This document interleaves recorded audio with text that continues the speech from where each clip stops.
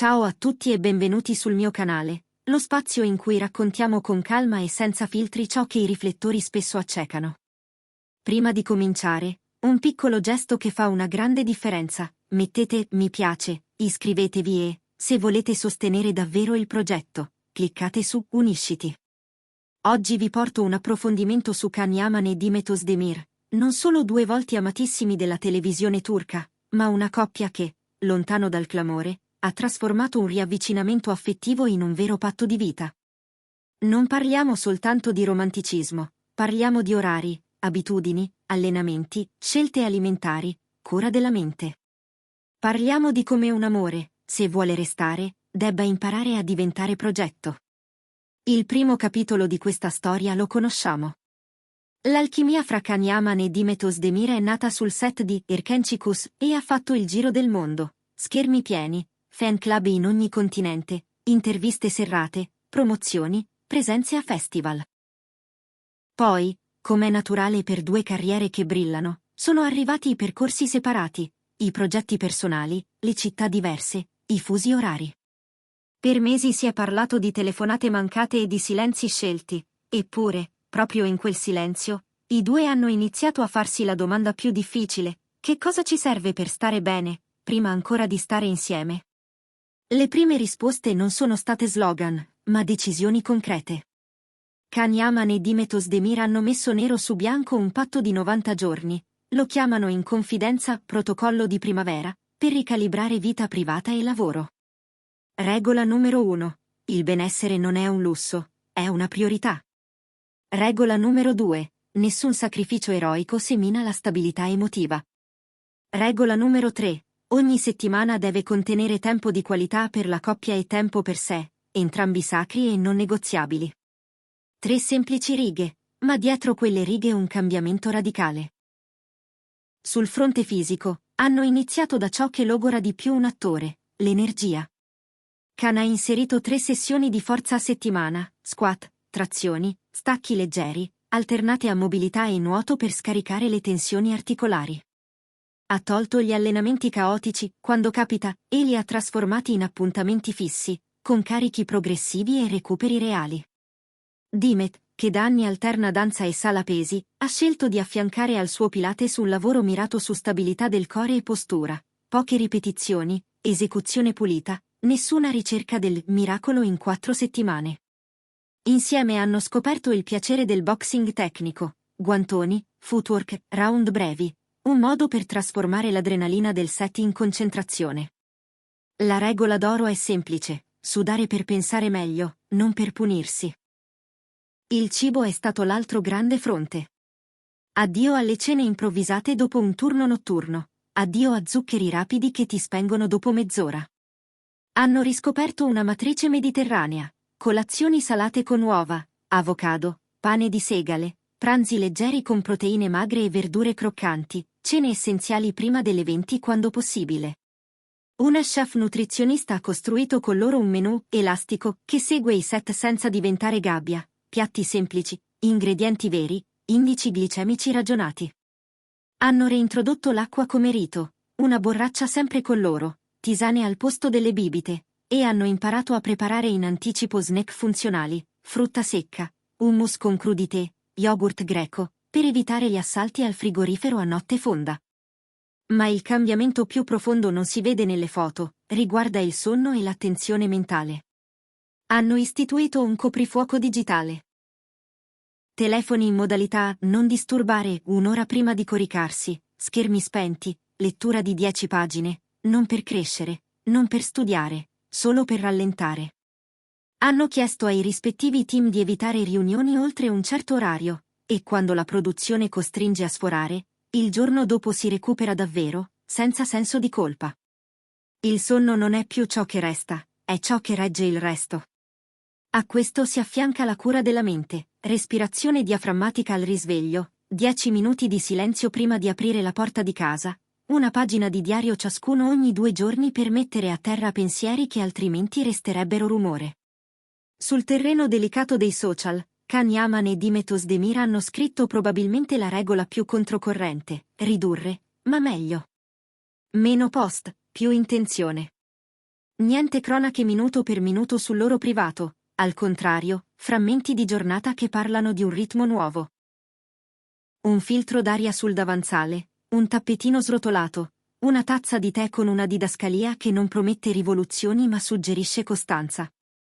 Non è una resa, è un cambio di linguaggio, non più guardateci, piuttosto guardate cosa scegliamo di fare per restare lucidi. La parte più interessante, per chi osserva le dinamiche di coppia, è come hanno deciso di lavorare insieme alla loro salute senza trasformarsi in allenatori l'uno dell'altra.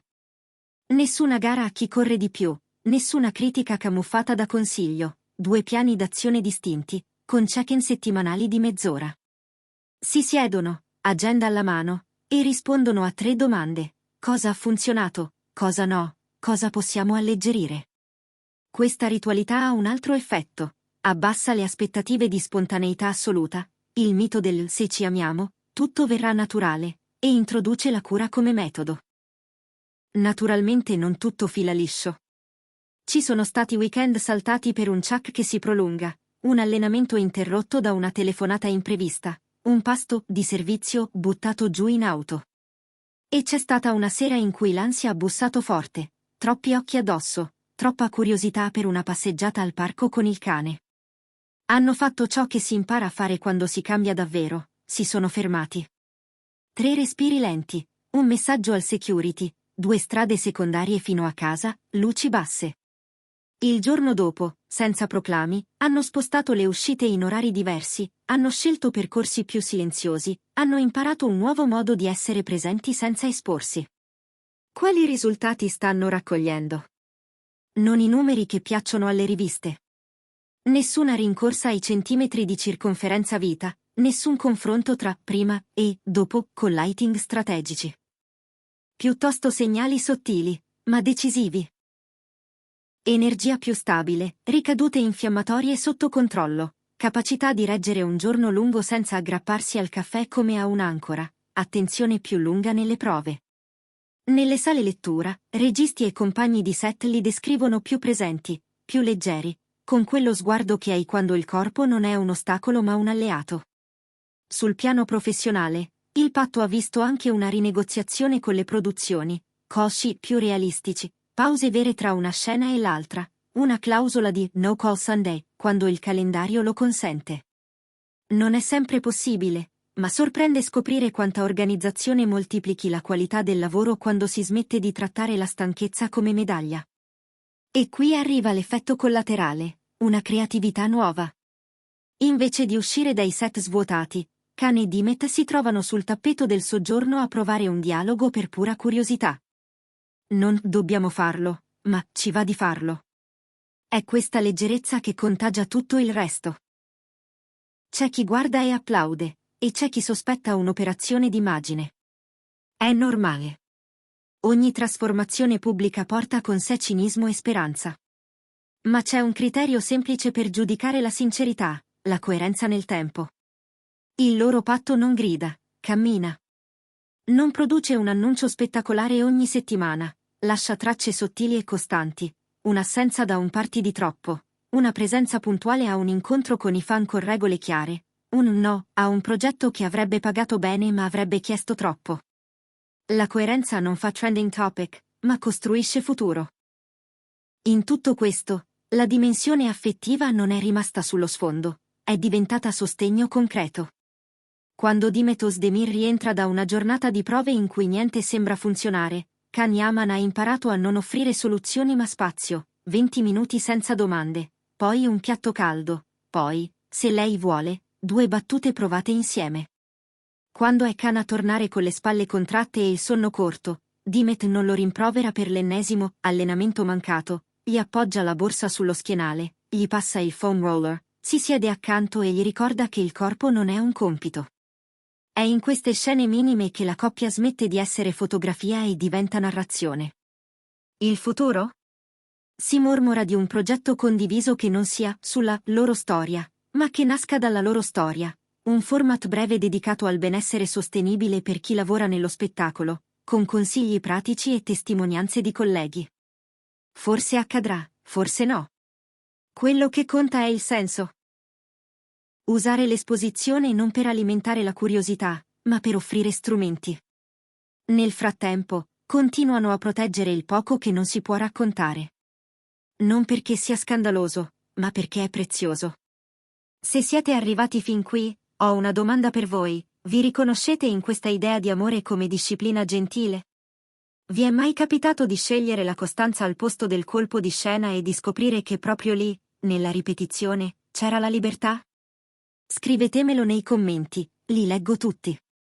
E se questo racconto vi è piaciuto, lasciate un mi piace, iscrivetevi e attivate la campanella. Nelle prossime settimane torneremo su Can Yaman e Dimet Özdemir con aggiornamenti, dietro le quinte e piccole pratiche che ognuno può provare a casa, senza estremismi e senza promesse miracolose. Perché le trasformazioni vere, lo sappiamo, non fanno rumore, mantengono le promesse.